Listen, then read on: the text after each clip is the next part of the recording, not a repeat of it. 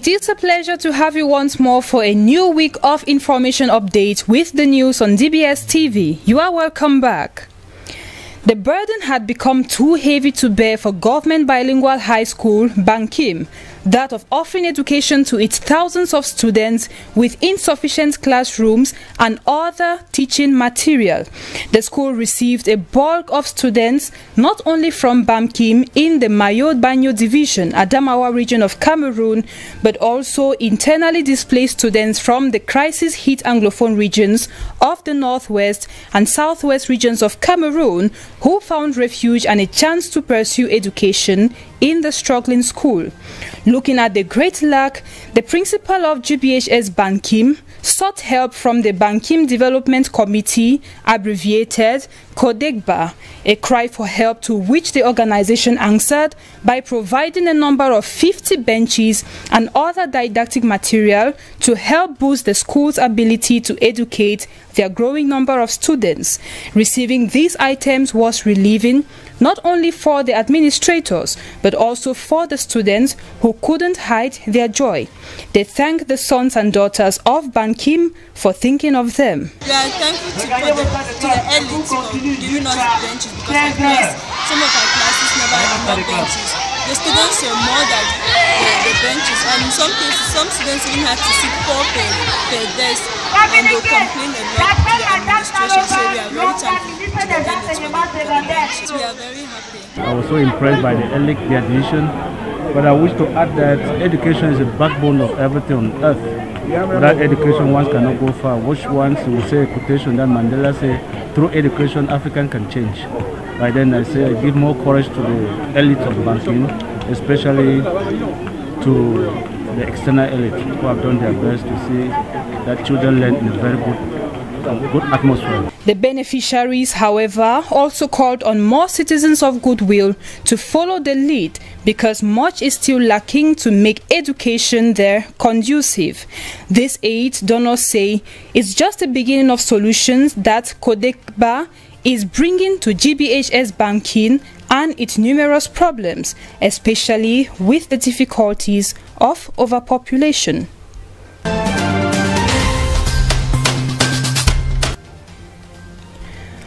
Writers and 4 novels ran to obtain the most prestigious French Literacy Prize this year.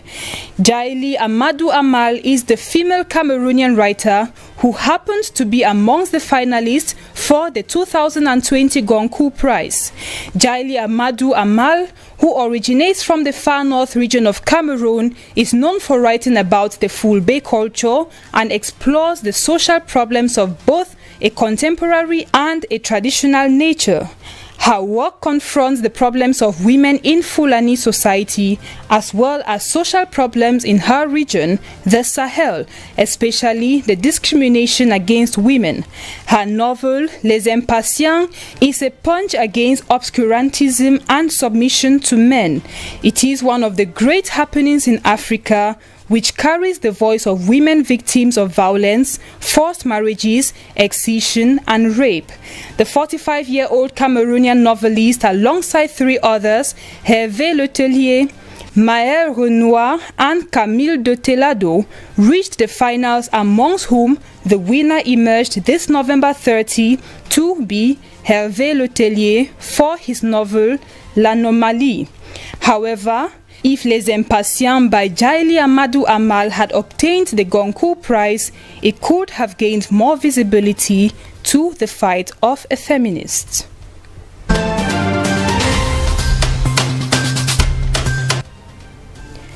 Now in politics, Adamawa region, like elsewhere in the country, was equally caught up in the election fever, with the CPDM party aiming for the lion's share.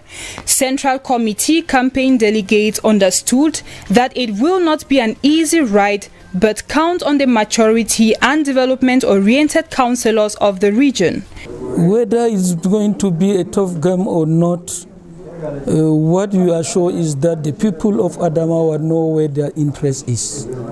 They know who can be the best, who will be the best representative for them. in the coming, regional, in this type of decentralization. They are going to vote for people whom they believe, can move the Adamawa region forward. And these people are in the list of CPDM. There's no doubt about it. Although the party enjoys an apparent majority in the region, there are areas in which they still have to do much so as to be sure of their victory. The main target is to win all the councillors of this, regional councillors of this region. But mainly we emphasize on the Ngaoundéré subdivision and Vina division, particularly because we have some bad result in some area. Reason why sons and daughters from this locality in the CPDM party met to re-strategize in order to convince as many voters as possible. They called for cohesion, solidarity and efficiency this last week as they go out to convince voters of the opposition party. A victory will give their party the control of the ever first regional council in Adamawa region.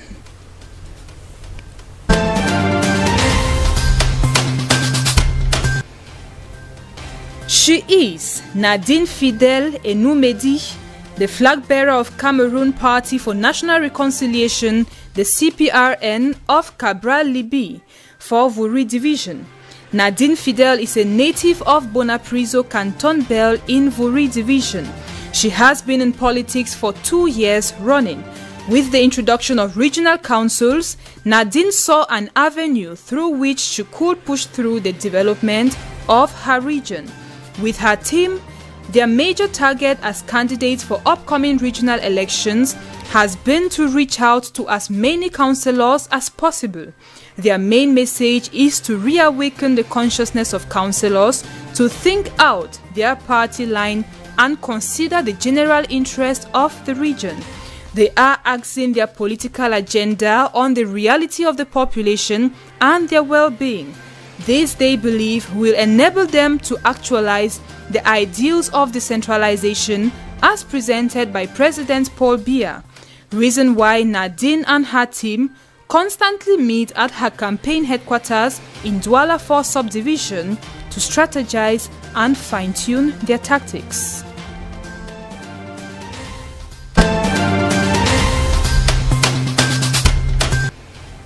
Suspected members of the Islamic group Boko Haram have killed at least 40 rice farmers and fishermen in Nigeria.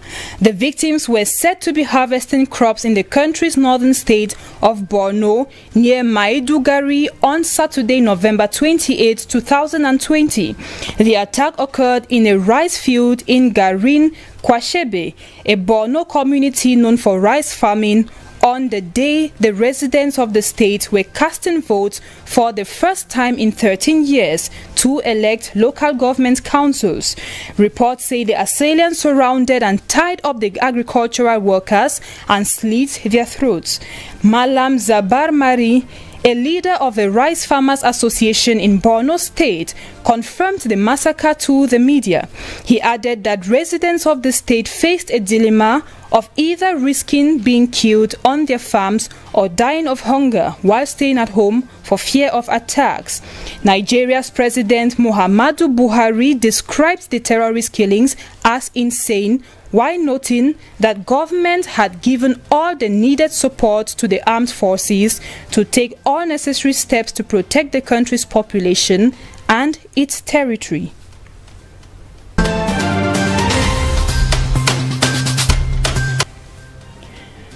Despite winning the presidential election this week, Burkina Faso's leader has been unable to secure a parliamentary majority, the country's electoral commission has announced. Magroc Kabore's party won the first round of the election, with his People's Movement for Progress gaining 56 seats, falling short of the 64 needed for an outright majority in the 127-seat body. According to political analysts, Kabore will have to depend on allies such as the New Era for Democracy, which supported his candidacy to pull together a majority. The Congress for Democracy and Progress gained 20 seats, becoming the main opposition party, with the Union for Progress and Change taking 12, according to the Independent National Electoral Commission's projections. Kabore's party, which won the recently concluded election in the first round with 57.87%, can however obtain this majority through a coalition with other minor allied parties. Ahead of the election, international diplomatic efforts were stepped up to prevent any possible flare-up of unrest in the country, amongst the poorest in the world, and which is struggling with a long-running jihadist campaign.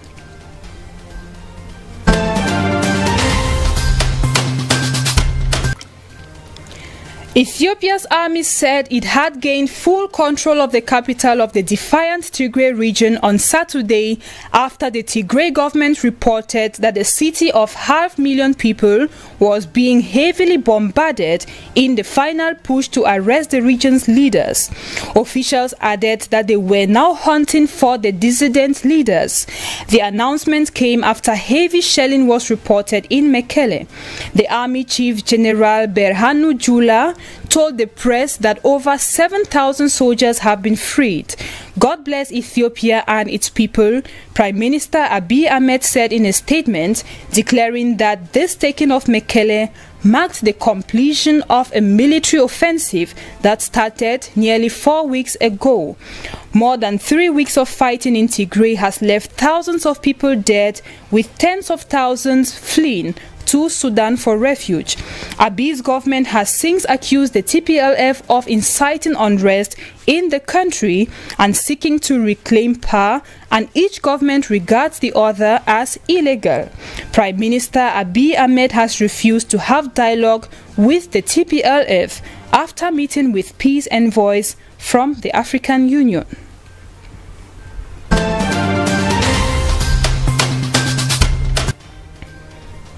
Senegal is in mourning as the former Senegalese midfielder Papa Bouba Diop dies at 42 following a long illness.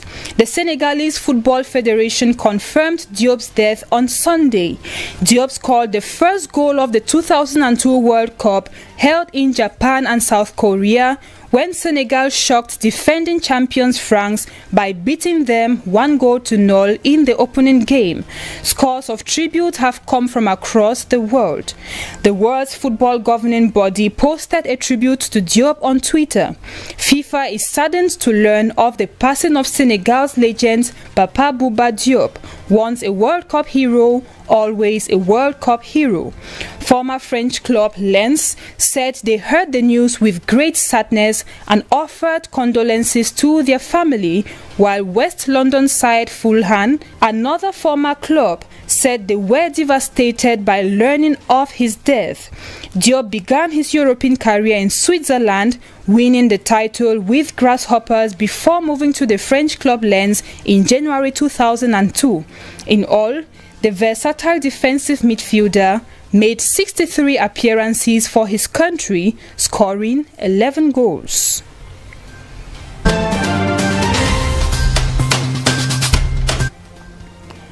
Out of Africa, at least 34 people have been killed in Afghanistan on Sunday, November 29, following 2 separate suicide bombings.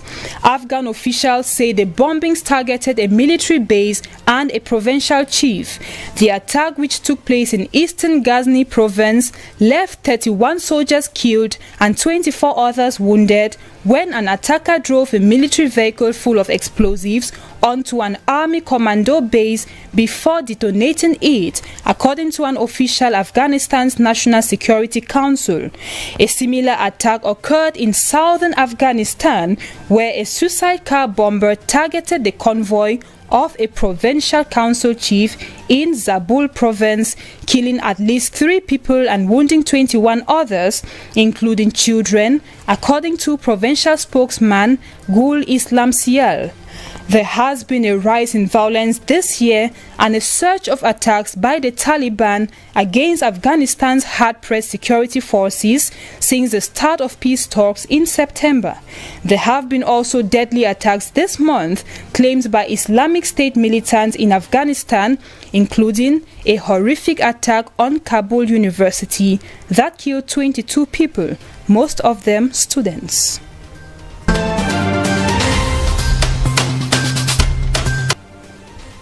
In France, 4 police officers have been placed under formal investigation over the beating of music producer Michel Zecler, an examining magistrate in Paris said on Sunday, adding that 3 of the 4 officers will remain in custody.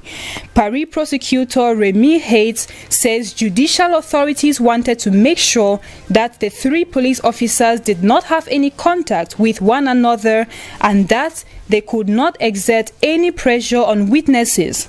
The minutes-long beating of Zecler last week was recorded on CCTV and has been widely circulated on social media, sparking an outcry in the national and foreign press and demonstrations against police violence across the country. The prosecutor also said the officers would be investigated for intentional violence with weapons, the use of racist language, falsifying police records, violation of a private home, and intentional damage to a private home.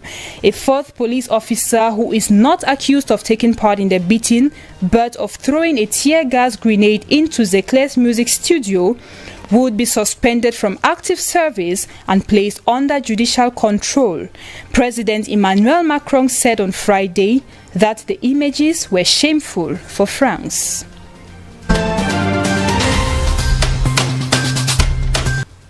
Municipal runoff in Brazil. Traditional center and center-right parties won the big prizes in the municipal elections on Sunday, while candidates supported by populist President Jair Bolsonaro floundered. The left-wing Workers' Party, which governed Brazil for 13 years between 2003 and 2016, was also routed, raising questions about its long-term political prospects. The party of the once widely popular former president, Luiz Inácio Lula da Silva, failed to win the mayorships of any of Brazil's most important cities. The elections in more than 5,000 municipalities are viewed as an important guide to the political climate in Latin America's largest country ahead of presidential polls in 2 years. In Sao Paulo, Brazil's economic capital, centrist incumbent Bruno Covas faces leftist challenger Guilherme Boulos, a leader of the homeless workers movement. With nearly 2/3 of ballots counted in Sao Paulo, Mayor Bruno Covas had a little less than 60% of the vote to 40% for Guilherme Boulos, who had been backed by former President Luiz Inácio Lula da Silva. The runoff took a twist of 2 days before the vote when Boulos announced he had tested positive for the new coronavirus, forcing the cancellation of the candidate's final debate. Some analysts, however, see Sunday's results as a mortal blow to the Brazilian president, judging that he is popular for his personal charisma.